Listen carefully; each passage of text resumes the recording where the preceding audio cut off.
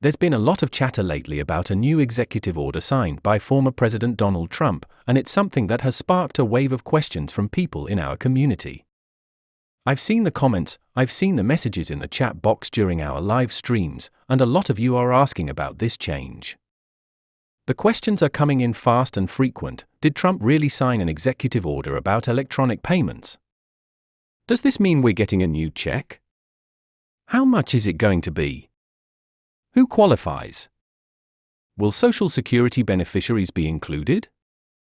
What about people on SSDI, SSI, VA benefits, or other fixed income programs? These are valid questions. But before we jump to any conclusions, let's take a moment to go over the facts in a calm, clear, and detailed way. This video will break it all down so that by the end, you'll understand what's going on, what it means, and what you should expect moving forward. Let's start with the basics. Yes, it is true. Donald Trump has signed an executive order, and it relates directly to how payments from the federal government are processed. Specifically, this order is calling for the federal government to switch to electronic payments only, meaning no more mailed paper checks. This decision wasn't made out of nowhere. It's part of a bigger push to modernize the government's payment systems, cut unnecessary costs, and reduce delays caused by the traditional mailing process. We've all seen how slow and inefficient paper checks can be, especially for people who don't have reliable mail access. Some checks arrive late, others get lost, and let's not forget printing and mailing these checks costs the federal government a lot of money. So, what exactly does the executive order say? It requires that all federal payments must be made electronically by September 30, 2025. That date is important because it marks the end of the federal fiscal year. Starting October 1, 2025, we officially enter the 2026 fiscal year, and by then, according to this executive order, all payments going out from the federal government should be done via direct deposit or an approved electronic method. That includes payments to federal contractors, federal employees, and yes, people receiving federal benefit programs such as Social Security, SSDI, SSI, and more. Now, here's where some of the confusion starts. Some people heard about the executive order and assumed it meant new stimulus checks or additional payments were coming their way. That is not what this executive order is about.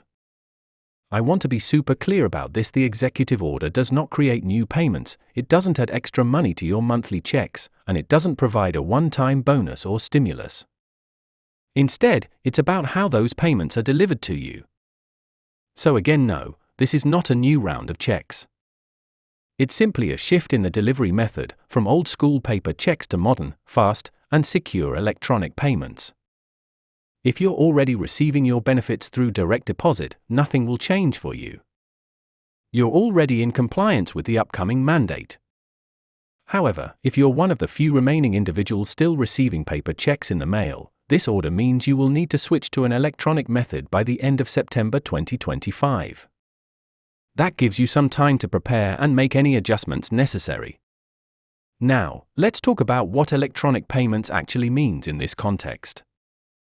If you're receiving Social Security, SSDI, SSI, or any similar federal benefit, you already have a couple of options for electronic delivery. The first and most common method is direct deposit into a traditional bank account.